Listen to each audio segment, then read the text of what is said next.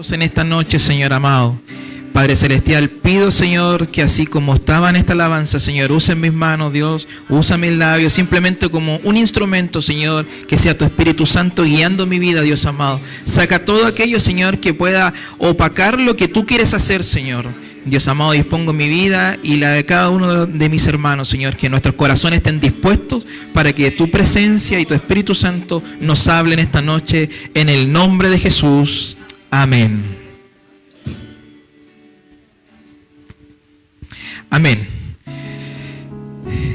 Mis queridos hermanos, hoy día nos toca estudiar el libro de Primera de Corintios, capítulo 10. Así que le invito a abrir su Biblia en Primera de Corintios, capítulo 10. Vamos a continuar hablando de nuestros hermanos de Corintios, ¿cierto? Que son bastante desordenados, tenían ahí algo raro. Pablo se esforzó harto con este pueblo, a pesar de que tenían ciertas costumbres, que no habían cosas que no soltaban. Hemos estudiado bastante hasta ahora, hemos visto cómo los hermanos peleaban dentro de la iglesia y llevaban sus problemas a los juzgados, ¿cierto? Otros habían problemas de inmoralidad sexual, o sea, era un pueblo que era bien complejo, bien complejo. Y hoy, si bien el título dice amonestaciones contra la idolatría, esta predicación yo la nombré como libertad. Hoy día vamos a hablar de la libertad. A través del desarrollo nos vamos a dar cuenta por qué. Pero esto es una continuación de lo que ya habíamos visto hace 2 capítulos atrás, cerca del capítulo 8, en donde hablábamos de qué sucedía, ¿cierto? También con la idolatría, cómo habían ciertos conflictos porque se consumía la carne que se llevaba a los templos, ¿cierto? Se sacrificaba en los templos y después se compraba porque era más barata. O sea, si lo vemos hoy día son argumentos válidos, pero esto estaba en conflicto, ¿ya? Y esto no quedaba ahí, ¿ya? Así que vamos a ir desarrollando el tema y vamos a leer la siguiente, Andrea. Vamos a leer los primeros 4 versículos, lo vamos a ir desarrollando, del 1 al 4, ¿ya? En esta parte vamos a ver que los privilegios no son garantías del éxito, ¿ya? Así que lo tienen. ¿Me confirman con un amén? Amén. Dice así: porque no quiero, hermanos, que ignoréis que nuestros padres todos estuvieron bajo la nube y todos pasaron el mar y todos en Moisés fueron bautizados en la nube y en el mar. Y todos comieron el mismo alimento espiritual y todos bebieron la misma bebida espiritual, porque bebían de la roca espiritual que les seguía, y la roca era Cristo. Aquí Pablo le está hablando, ¿cierto? Y si revisamos bien la literatura de esta parte, de esta carta, en el capítulo 10, mis queridos hermanos, nosotros vamos a ver una advertencia. Es bastante complejo porque muchas veces en los mensajes incluso nos acomoda de que sean motivacionales, de que sean mensajes en los cuales siempre nos diga que todo va a estar bien. Y resulta que en este capítulo, resulta que Pablo, vamos a desarrollar que Pablo le está hablando a los cristianos. Y a los cristianos que ya son convertidos, tienen conocimiento, o sea, está golpeando a aquellos que están seguros en el Señor de alguna manera, bajo un pensamiento. Y eso es lo que vamos a ver.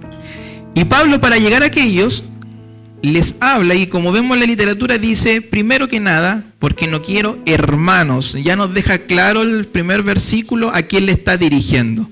No está hablando a personas gentiles. En esta parte no está yendo a evangelizar o a convertir, ¿cierto?, personas, sino de que está hablando a aquellos que, como les decía, ya conocen del Señor, quienes ya han aceptado del Señor, quienes ya han estado, ¿cierto?, en los cultos de adoración al Señor, aquellos que quizás oran, aquellos que leen la Biblia quizás. A todos esos Pablo le comienza a hablar. ¿Y cómo parte? Parte recordándole lo que pasó con el pueblo de Israel, ¿cierto? El momento glorioso de que salen del cautiverio de Egipto, cruzan el mar, Y lo que para el pueblo, ¿cierto?, de Israel en ese momento estaba haciendo una senda donde caminaban por tierra seca, atrás iban quedando los egipcios, que iba haciendo un cementerio. Y les dice: no quiero, hermanos, que ignoren lo que le pasó al pueblo de Israel. Porque resulta que después que ellos cruzan el mar, ¿cierto?, ven los privilegios del Señor, ven las bondades del Señor. Tenían maná, tenían agua, no les faltaba nada. Estaban viendo y viviendo un momento excepcional en el Señor. Un sustento que no tiene precedentes. Algo que muchas veces uno no imagina. Eso es lo que estaba viviendo el pueblo de Israel. Y aparte, dice que quien les acompañaba era Cristo, quien les daba el alimento espiritual, quien le daba, ¿cierto?, el agua también, ¿cierto?, espiritual, que es lo mismo que estamos haciendo nosotros. Nosotros, mis queridos hermanos, cada vez que venimos a la iglesia y escuchamos una predicación o estamos en una comunión con el Señor, nosotros estamos degustando los mismos alimentos espirituales. Amén. Entonces, esta historia no está muy lejana a nosotros.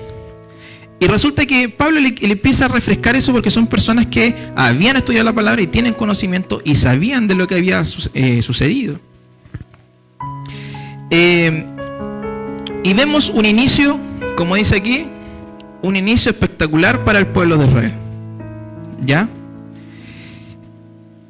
Pero en el versículo 5 dice: pero de los más de ellos no se agradó Dios, por lo cual quedaron postrados en el desierto. Ahí ya se nos empieza a tornar compleja la historia, hermanos, porque como un pueblo que estaba viendo la providencia del Señor, vemos que ya la historia empieza a tomar otros tintes. Y aquí dice, por si no se alcanza a leer, dice: un comienzo prometedor no garantiza un final glorioso. Y eso lo vamos a ver del versículo 5 al 12, que es lo que estamos viendo ahora. Pero ya vemos que en esta historia, en el versículo 5, nos da un indicio de que algo pasó. O sea, como un pueblo que estaba recibiendo tanto del Señor, estaba siendo tan bendecido por parte del Señor, y tenían la nube, ¿cierto?, y alimento, no le faltaba nada en pleno desierto. Dios siguió siendo siempre fiel. Y el pueblo lo veía. Hermanos, cuando uno empieza a tomar la literatura y a ponerse en el momento, yo trataba de imaginarme lo que estaba sucediendo en ese momento, donde en medio de la nada aparecía el alimento, donde cuando tengo sed, el agua llegaba. Incluso más, le cuento una infidencia. El otro día estaba viendo una serie, ya, en donde veía ciertos capítulos y pasajes del Señor, y se cruzó un pensamiento de mente, y decía: pero qué maravilloso tenía que haber sido haber estado con el Señor en ese momento. Por ejemplo, cuando estaba alimentando a los 5,000. Y ¿saben qué? De inmediato el Señor me golpeó, porque incluso estando solo, después lloré por eso. Porque resulta que el Señor me dice: pero John, si yo estoy aquí, así como estuve allá, yo estoy aquí, y tú estás viviendo tu propia historia conmigo al lado. Y no nos damos cuenta de eso, hermanos. No nos damos cuenta. Y quizá el pueblo de Israel simplemente ya le estaba pasando eso en esta parte. No se está dando cuenta que realmente quien estaba con ellos era Dios mismo. ¿Ya? Así que vamos a continuar ahora del 6 al 12. Dice: mas estas cosas sucedieron como ejemplo para nosotros, para que no codiciemos cosas malas como ellos codiciaron. Pablo le está ya mencionando qué fue lo que hizo el pueblo, o qué pasó con el pueblo, y le está dejando claro que todo lo que estaba pasando, o todo lo que está escrito, sucedió como un ejemplo. Dice: ¿ejemplo para quién? Para nosotros. En ese momento era Pablo y los corintios. Pablo le dice: todo lo que le pasó al pueblo de Israel, y lo que le va a detallar ahora, pasó a modo de ejemplo. Yo siempre hay un término que ocupo por lo general con mi familia, en donde les digo: nosotros tenemos una historia contada. Si nosotros leemos la Biblia, tenemos historias contadas, justamente como lo menciona Pablo, como ejemplo, como advertencia, para que no nos suceda. ¿Y qué fue lo primero que pasó? Fue de que el pueblo de Israel empezó a codiciar ciertas cosas malas. Tenían el maná, pero ellos querían carne. Queremos carne, queremos carne, queremos carne. Y ahí ya se empezó a turbar un poco el corazón del pueblo de Israel. Versículo 7. Ni seáis idólatras, como algunos de ellos, según está escrito. Se sentó el pueblo a comer y a beber y se levantó a jugar. Recordemos que cuando Moisés, ¿cierto?, sube al monte, el pueblo y él no volvía, el pueblo estaba ahí con Aarón, queremos un becerro y traigan la joya, ¿cierto? Y el becerro se hizo. Y cayeron en idolatría. Chuta, hermano, ¿qué pasa? ¿Un cristiano puede caer en idolatría? ¿Estamos seguros en el Señor? Y eso un poco ya para que vean hacia dónde vamos. Muchas veces nuestra seguridad nos empieza a jugar una mala pasada. Porque creemos que al aceptar al Señor, y muchas veces hemos recibido un mensaje así, que al aceptar al Señor, nada más nos va a pasar. Estamos libres de todo, y en adelante, aunque yo me porte mal, no, ya estoy salvo en el Señor y listo, y pasó. Y aquí vemos que no. Vemos que un pueblo que estaba recibiendo, e insisto, viviendo de los privilegios del Señor, cayó ya en idolatría. Ya apartó al Señor a un lado, ¿cierto? Por un destello de otra cosa, por un pensamiento equívoco que entró, ¿cierto? Y ganó. Versículo 8. Ni forniquemos como algunos de ellos fornicaron y cayeron en un día 23.000. ¿Un cristiano puede caer en fornicación? Claro que sí. Pero me refiero a que nosotros estamos, no estamos exentos de eso. No es que no nos vaya a pasar. Somos nosotros quienes tienen que evitar, y aquí la palabra es súper clara. Aquellos que cayeron en fornicación, ¿cierto?, quienes estaban con la moabita ahí, fueron 23.000 según lo que está relatado en el capítulo 10, pero lo que aparece en número, ¿cierto?, más en el Antiguo Testamento, nos indica que fueron 24.000, porque Pablo no estaba haciendo referencia, ¿cierto?, a la exactitud del número, pero quiere evidenciar la gran cantidad o el castigo que eso tuvo, que no se pasa por alto. Entonces ya la advertencia nos llama a cuidarnos, ya nos llama a movernos un poco la conciencia de que nuestra seguridad que está en nuestro pensamiento no es tan así, porque para allá estaba apuntando Pablo con esta carta. Ni tentemos al Señor como también algunos de ellos le tentaron y perecieron por las serpientes. Otro punto. O sea, nosotros con nuestras actitudes podemos tentar al Señor. No estamos seguros, hermanos, no estamos seguros de caer en un error. No estamos seguros, ¿cierto?, de que todo lo que nosotros hagamos es perfecto para el Señor. Y es eso lo que debemos ir entendiendo en nuestro pensamiento, en nuestro corazón. Ya el llamado, ¿cierto?, es a empezar a examinarnos nosotros, cómo estamos actuando. Que hagamos una pausa. Haga una pausa. Y mientras vamos viendo todo el relato, vaya analizándose usted mismo. Porque nadie más que usted va a saber, ¿cierto?, cómo están siendo nuestros comportamientos. Ni murmuréis como algunos de ellos murmuraron y perecieron por el destructor.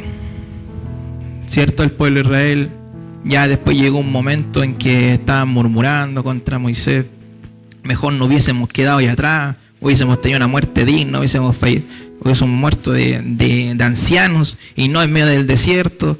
Y cuando entra la murmuración, entran estos malos pensamientos.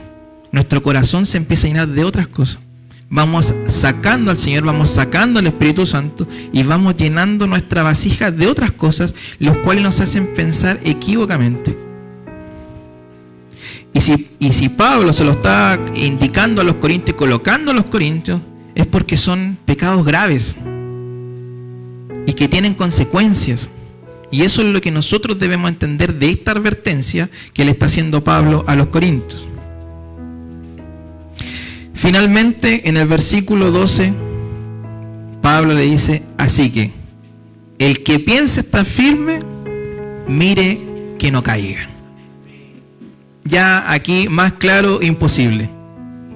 El que piensa estar firme, o sea, el que en su pensamiento cree que hoy día está firme en el Señor, Pablo le dice, examínese. Porque ese es un pensamiento. Si lo está, amén, gloria a Dios, siga adelante, porque dice, cuídese de no caer. Pero no dice de que el que está firme no va a caer. Y eso es lo que tenemos que tener claro, mis queridos hermanos. Porque vamos a ver otra fase de lo que pasó. Pero lo primero es el llamado es a examinarnos. Examinarnos. Si piensa que está firme, cuide que no caiga. Vamos a ver ahora del versículo 13 hasta el 22. Y en esta parte es donde vamos a hablar de la idolatría. Y aquí nos vamos a concentrar un poquito, que con la imagen que está ahí es clara, porque vamos a leer el versículo donde dice, huid de la idolatría. Por lo tanto, lo que vamos a ver aquí es simplemente un mensaje de advertencia, es una salida de emergencia. Aquí nos va a mostrar el Señor qué es lo que nosotros tenemos que hacer si caemos en algo como idolatría. No os ha sobrevenido ninguna tentación que no sea humana, pero fiel es Dios, que no os dejará ser tentado más de lo que podáis resistir, sino que darán también juntamente con la tentación la salida para que podáis soportar. Cuando vienen las tentaciones, mis queridos hermanos, y les van a venir, es eso lo claro, y es eso lo que tenemos que tener en consideración. Lo que veíamos arriba, va a estar en algún momento tentado, si son solteros, solteras, a caer en la fornicación. Vamos a estar quizás tentados a caer en murmuración. Vamos a estar tentados quizás a caer en la codicia.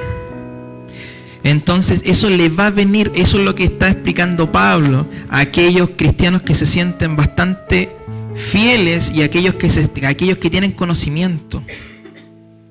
Porque ¿qué es lo que pasaba con el pueblo de Corinto? Y ahora que ya leímos la primera parte, pasaba que habían personas que tenían tanto conocimiento que se sentían que no estaban, ¿cómo se llama? Olvidando a Dios en ninguna parte. Ellos creían, decían, no, que el Señor me salvó, ¿cierto? Y Él, la palabra dice que Él me va a cuidar, me va a sustentar, de aquí no me pasa nada. Y seguían en fornicaciones, seguían en esto, pero en total ya habían entregado su vida al Señor y eran salvos. Ese era el pensamiento de los corintios. Entonces aquí es donde Pablo, por eso empieza recordando esta historia, le da estos pecados y ya de inmediato les dice que si incluso cuando estén en la tentación, mis queridos hermanos, muchas veces sentimos, pero Señor, ¿por qué? Es que van a venir. Van a venir, hermanos, tengámoslo claro. Cuando venga la tentación, dice aquí el versículo que nosotros tenemos que, lo vamos a ver en el siguiente, pero tenemos que resistir. Tenemos que resistir la tentación. ¿Ya? Pero juntamente con la tentación, el Señor le dará la salida. Y es por eso que el versículo 14 continúa diciendo, por tanto, amados míos, huid de la idolatría. Cuando estamos en la tentación, mis queridos hermanos, y cuando Pablo ya le está diciendo a los corintios, huid, esa es la salida, mi querido hermano. Cuando usted está en una tentación, Cuando tenga abierto su computador y a lo mejor va a ver algo indebido, le está diciendo, sale de ahí. Apague su computador. Eso es lo que le está indicando el Señor. Esa es la salida, porque el Señor no va a venir cuando usted le dé clic y esté viendo y va a aparecer un ángel y le va a decir, oye, te vengo a rescatar de lo que estás haciendo. No. La salida es huir. Huir. Lo que está diciendo aquí en la tentación y en la idolatría, que vamos a entrar más en detalle, es darle la espalda. Si usted no va a murmurar y ve que están pasando estas cosas, no, salga de ahí. Salga de ahí. Ese es el consejo bíblico de esta noche. Salgamos de ahí. Si sentimos que hay cosas, salgamos de ahí. Si sentimos que no podemos, oremos al Señor. Busquemos eso. Por ejemplo, en mi caso personal, porque no voy a hablar de algo de que no haya vivido simplemente porque escuché para caer, ¿cierto?, en una hipocresía grande. Por ejemplo, a mí me pasó con TikTok, por ejemplo.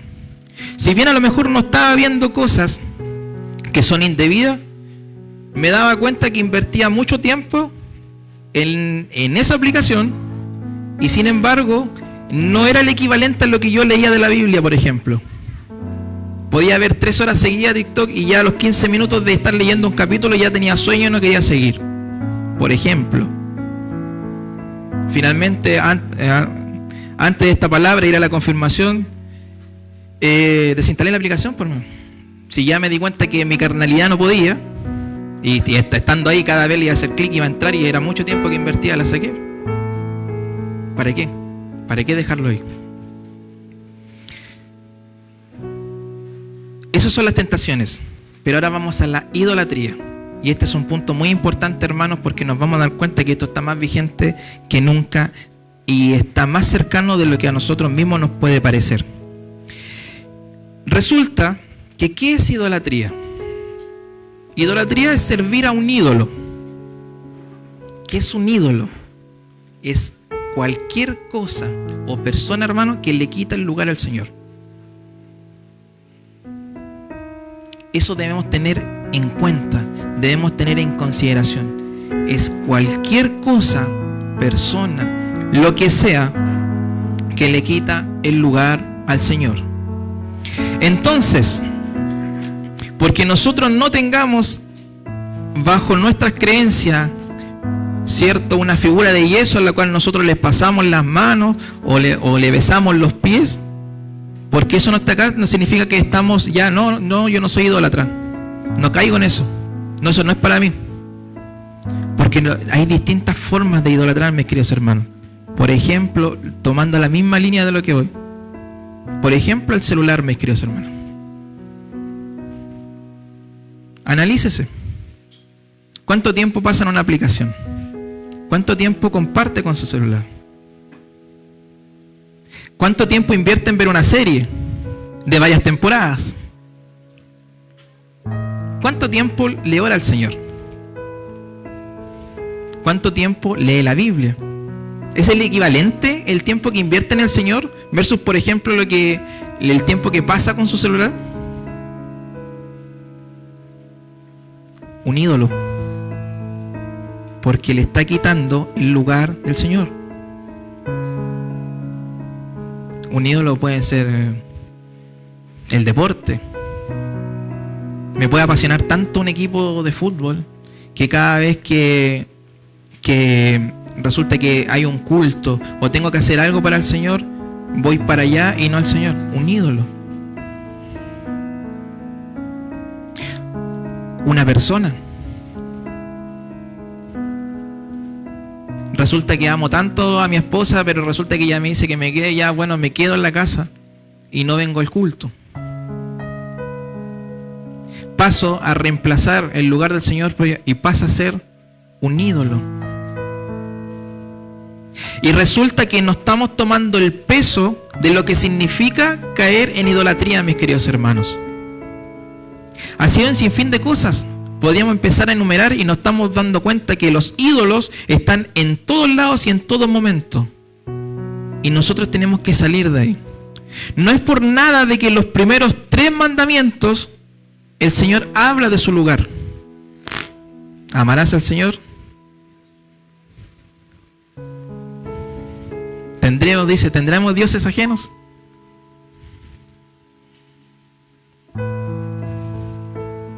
Entonces nos damos cuenta la importancia que es para el Señor y lo intransigente que es en este punto. Porque el Señor no le va a aceptar este compartimiento. No le quitemos el lugar que tiene Dios en nuestros corazones. ¿Y sabe lo que pasa recurrentemente? Que muchas veces, si bien el Evangelio, ¿cierto?, no es por obra, es por gracia, nosotros pasamos toda nuestra vida como cristianos haciendo obras para obtener la salvación. Y ese es el pensamiento. ¿Dónde quiero llegar? Muchas veces le fallo, ya, pero después le oro al Señor, así voy ganando, voy contrapesando, ¿cierto?, para ganar mi salvación. Y no es así. Su vida cristiana no es así. Cuando usted acepta al Señor, usted tiene su salvación y la salvación está segura. Lo que tiene que hacer es perseverar en Cristo para que esa salvación se conserve. Y no trabajar en su vida cristiana para un punto de obtener salvación. Son dos enfoques distintos que le va a cambiar la mirada. Porque se va a dar cuenta que cuando yo tengo mi salvación, o sea, yo acepté al Señor, tengo mi salvación segura, y lo que me llama a Dios es a perseverar. Cada vez que usted se vea enfrentado a una tentación, lo que va a hacer, se va a arrodillar al Señor y va a hablar con Él. Saca esto de mí, dame la fuerza. Si cayó, levántese. No nos quedemos ahí, porque no es el momento en el que el Señor los va a juzgar. Porque el Señor está diciendo que a pesar de que estén las tentaciones, de que todo esto venga, además tiene la salida. Tiene hacia dónde ir. Simplemente tiene que perseverar y resistir. Pero lo importante de esto, mis queridos hermanos, es que no caigamos en idolatría, que Pablo nos está dejando bastante claro que un cristiano sí puede caer. Y por eso antes a los corintios le estaba diciendo, el que cree estar firme, examínese. Examínese. Porque eso si está seguro, mis queridos hermanos, eso es un exceso de confianza. Y eso lo va a forzar y lo va a llevar al error, a la caída. Entonces lo que estaba haciendo Pablo en esta parte era mover los pensamientos, cambiar las directrices y indicarles que en la medida en que cada vez tengamos conocimiento, más necesitamos del Señor. Y eso es práctico, mis queridos hermanos. Cada vez que usted más lea la Biblia, más se vaya interiorizando del Señor, cada vez que le vaya conociendo al Señor, se dará cuenta que cada vez lo necesita más. Y es una realidad, mis queridos hermanos. Porque así es la palabra, y muchas veces nosotros malinterpretamos la palabra porque nos quedamos con un versículo. Pero cuando vemos el contexto de todo esto, nos damos cuenta que el Señor nos habla en su plenitud. Porque si bien Pablo nos está dando una advertencia, mire lo que dice Apocalipsis 21, 7 y 8. Dice así: el que venciere heredará todas las cosas, y yo seré su Dios y él será mi hijo. El que venciere, o sea, ya hubo una lucha, ya hubo ciertos conflictos. Ahí nos damos cuenta que la palabra, cierto, en Corintios se está cumpliendo, que vamos a estar en tentaciones, pero tenemos que seguir. Tiene que ganar esa lucha, tiene que pelearla. No de su brazo a torcer simplemente de inmediato, ¿cierto?, a caer en estos errores. ¿Por qué?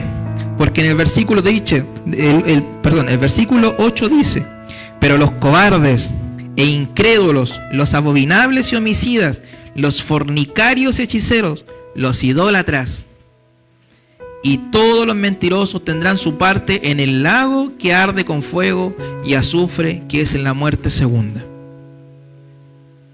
Caer en estas malas prácticas, sobre todo la idolatría, ¿por qué me centro tanto ahí? No es que quiera ser majadero, pero resulta que nos estamos dando cuenta que podemos caer en cualquier punto de una visión equivocada. Porque la idolatría, yo creo que hasta muchos, hasta yo mismo, antes de quizás de estudiarlo, simplemente caía pensando en que la idolatría era no adorar una imagen, no prender una vela, no decir un rezo que me enseñaron. sino que ya nos estamos dando cuenta que es quitarle el lugar al Señor, reemplazarlo por algo. Y como lo veíamos, puede haber codicia. Un ídolo puede ser el dinero, hermano. Si usted cae en eso, está idolatrando el dinero, no al Señor. Y si llegamos a este lugar pensando en el dinero, simplemente vamos a estar pensando en sus bendiciones y no en lo que el Señor quiere hacer, y no como el Señor lo quiere llevar, y no como el Señor lo quiere hacer crecer. Y la palabra, como lo vemos, si vemos su palabra completa desde tapa a tapa, nos damos cuenta que no habla completo. Porque si bien aquí puede aparecer un mensaje muy fuerte, ¿cierto?, de que aquellos que caen en estas prácticas van a tener su pago, ¿cierto?, en una muerte segunda. Detengámonos y devolvamos a donde estábamos, posicionémonos. El Señor, además de esto, nos está dando una advertencia. En este día jueves, el Señor nos dice: si caen en esto, el día de mañana van a llegar allá. Resistan, confíen, pero no le quite el lugar al Señor. No le quite el espacio que tiene el Señor en su corazón, porque eso va a ser un error grande. El tema está en que el diablo es tan astuto que obra de una manera en que nosotros no nos damos cuenta. Y cuando muchas veces nos damos cuenta, ya hemos caído. Pero recordemos que aún así, cuando el propio Jesús fue tentado, Él resistió. Y resistió con palabra, con conocimiento. Por eso es tan necesario, hermanos, que estemos en una comunión con el Señor, que constantemente aprendamos de las Escrituras para saber cómo poder resistir, cómo poder afrontar estas situaciones y no caer. Porque finalmente en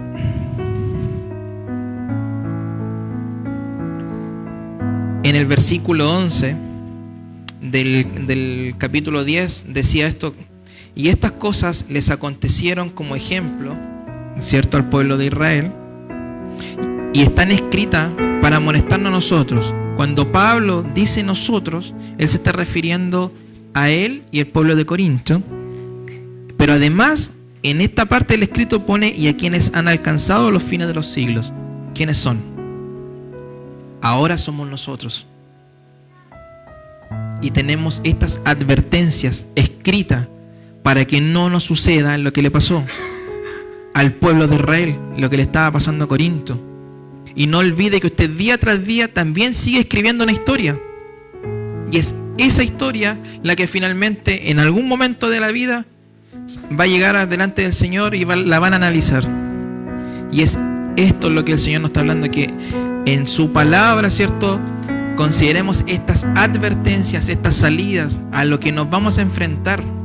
Porque eso es lo que tenemos que cambiar como paradigma, como pensamiento. De que nosotros no estamos en una seguridad absoluta.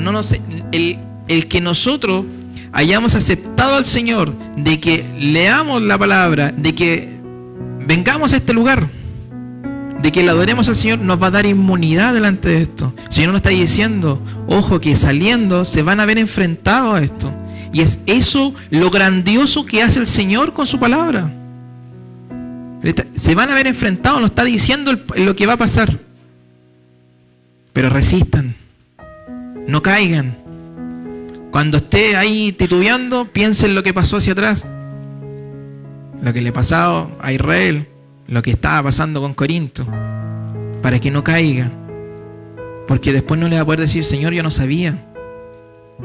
Y además el Señor agregó que todas las tentaciones que usted pueda pasar, y por muy complejo que lo vea, una situación particular, una enfermedad, lo que sea, no hay nada que usted no pueda soportar. Y no hay nada que no sea humano, dice el Señor. Y lo dice con completo conocimiento de causa, porque siendo Él Dios se hizo hombre y Él sintió como usted siente. La diferencia entre usted y el Señor fue de que Él nunca pecó. Él nunca falló. Y nosotros lo hacemos constantemente. Pero es ahí donde nosotros nos debemos enfocar. El siguiente, Andrea. Y con esto ya vamos a ir terminando. responsabilidad vamos a hablar ahora. Y aquí es donde vamos a hablar de nuestro punto de la libertad. Vamos a leer del versículo 23 al 33. Todo me es lícito, pero no todo conviene. Todo me es lícito, pero no todo edifica. Ninguno busque su propio bien, sino el del otro. De todo lo que se vende en la carnicería comed, sin preguntar nada por motivo de conciencia. Porque si el Señor es la tierra y su plenitud, si algún incrédulo os invita y queréis ir, de todo lo que os ponga delante comed, sin preguntar nada por motivos de conciencia. Mas si alguien os dijere, esto fue sacrificado a los ídolos, no lo comáis por causa de aquel que lo declaró, y por motivos de conciencia, porque del Señor es la tierra y su plenitud. La conciencia, digo, no la tuya, sino la del otro. Pues, ¿por qué ha de juzgar mi libertad por la conciencia de otro?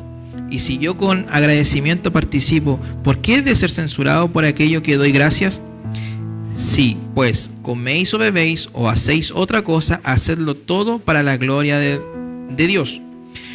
No seáis tropiezo ni a judío, ni a gentile, ni a la tierra, ni a la iglesia de Dios, como también yo en todas las cosas agrado a todos, no procurando mi propio beneficio, sino que el de muchos, para que sean salvos. Aquí un poquito, para poder entender esta parte, debemos devolvernos al capítulo 8 cuando lo estudiamos, ¿cierto? Que ocurría de que se iba a buscar, ¿cierto?, las carnes, ¿cierto?, a los templos donde se llevaba a un ídolo. ¿Qué sucedía con aquellos que tenían conocimiento? Estaban claros que aunque ellos fueran a comprar la carne, después se la sirvieran, como su corazón estaba con Dios, él al comer no le estaba rindiendo culto a ese Dios, sino que estaba consumiendo el alimento que aquí dice, porque la palabra lo dice, de todos del Señor, de la tierra. Por lo tanto lo hacían. ¿Qué sucede? Que aquellos cristianos que estaban recién convertidos, aquellos que no tenían ese conocimiento, no entendían lo que sucedía. Pablo se pone como ejemplo y él le dice, mira, si te invitan a comer a una casa, ya sea de un gentil, donde estés, y te dicen que esa carne, por ejemplo, era de los ídolos, no comas. No por tu conciencia, sino por la del otro, para no cuidar de desviar o confundir a aquellas personas que no conocen del Señor, o aquellos que eran más débiles. Si no te dicen nada, come con completa libertad, porque tú sabes a quién están sirviendo, a quién procura, ¿cierto?, buscar tu corazón. Pero Pablo lo vemos que él no lo hace, ¿cierto? Y el consejo que le está dando, que él todo lo que hace, porque él también, ¿cierto?, en su condición, dice que cuando compartía con judíos quizás comía la comida de los judíos posiblemente. Y cuando estaba con gentiles comía la comida de los gentiles. Pero no es que hubiera incongruencia entre su actuar, sino de que él se comportaba en la medida para que otros pudieran llegar. Si él veía que algo de lo que voy a hacer, que yo sé, que estando seguro, ojo, que no sea pecado, hermano, no mezclemos las cosas, que no sea pecado, ¿cierto?, que no atente contra el Señor, eso era motivo de que otra persona se fuera a confundir, él no lo hacía. Y lo dice, ¿con qué objetivo? Para que otros sean salvos.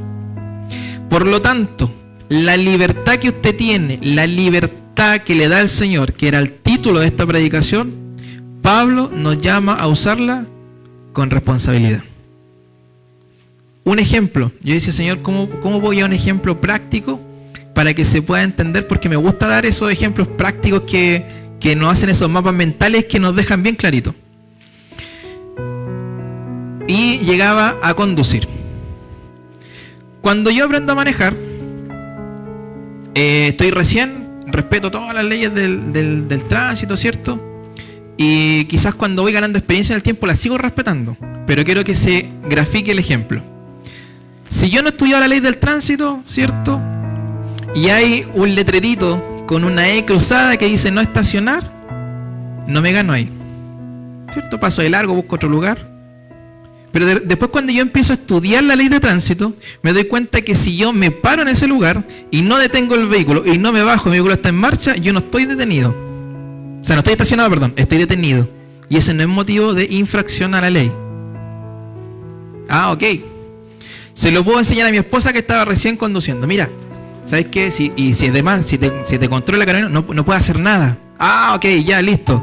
Va y lo hace, pero lo hace en un lugar donde hay una E, ¿cierto? Y dos X, donde dice no estacionar ni detenerse. Se paró ahí porque el letrero con la ley, no, si no me bajo, y viene y cae en una infracción. Yo lo hice quizás porque tenía el conocimiento, porque estudié la ley, ¿cierto? Y estaba preparado. Pero mi actuar, que quizás yo aconsejé a una persona que no sabía, la puede llevar a caer en un error garrafal en donde puede terminar teniendo consecuencias. Y eso es lo que Pablo está cuidando aquí, nuestra libertad. A usarla con responsabilidad, siempre pensando en el otro y siempre pensando en aquellos que no conocen para que sean salvos. ¿Ya? Así que usted tiene libertad. Si usted en lo secreto, ¿cierto?, sabe y hace cosas, ¿cierto?, que están permitidas delante del Señor porque ha estudiado la palabra, eso lo puede hacer, sí. Pero cuando estemos en público con otras personas, el llamado es a la responsabilidad, siempre cuidando de que todo sea para gloria al Señor. Por eso en esta sección parte diciendo: todo me es lícito, pero no todo me conviene. Siempre piense que lo que está haciendo, si va a edificar o no lo va a edificar, si honra o no honra al Señor. Ese es un parámetro con el cual usted puede de manera práctica saber si realmente lo que está haciendo está bien o está mal. Amén. Vamos a la última hojita, que vemos algunas aplicaciones. Algunas aplicaciones prácticas, mis queridos hermanos, a lo mejor no se ve, pero yo se las voy a leer. Buscar comunión con Dios a través de la oración. Bueno, ore. No son consejos majaderos, no son consejos que se dicen como frases cliché. ¿Se han dado cuenta que de repente uno le dicen algo? Pero eso ya es cliché. Es la oración, mis queridos hermanos, se va a dar cuenta en la medida lo importante que es. Si no lo estuviera experimentando, hermano, a lo mejor quizás ni se lo diría. Pero busque del Señor. Sea constante en su oración.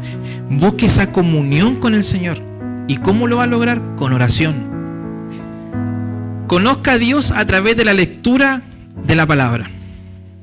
¿Quieres saber más del Señor? Lea la Biblia. Lea la Biblia. No se quede tiempo sin leer. Dedique unos minutos. Pero hágalo de forma diaria. Día tras día se va a ir sorprendiendo de lo grande y maravilloso que es el Señor. Como su palabra, como algo que pasó miles de años antes, después tenía un propósito, y así como le pasó algo a Israel y después Pablo tuvo que vivirlo en carne propia con los corintios, para que nosotros un día jueves 15 de febrero del 2024 lo estuviéramos conversando como advertencia para que no nos pase del 16 en adelante. Sea responsable y equilibrado con su libertad. Es un consejo, un principio que debemos grabar en nuestros corazones. Seamos responsables y equilibrados con nuestra libertad. Seamos ejemplo para que otros puedan llegar a Cristo y de la misma manera aprendan a servir al Señor. Y por último, al momento de tener que tomar una decisión, piense si eso edifica y honra al Señor. Y luego decida. Amén. Así que nos vamos a poner en pie. Vamos a orar. Si alguien quiere pasar a este lugar para que oremos por su vida, lo puede hacer. Si está luchando con alguna tentación, si siente que a lo mejor lo que está pasando es muy grande, una carga muy grande para su vida, que no lo va a pasar, hermano, la palabra lo dice. Tiene la capacidad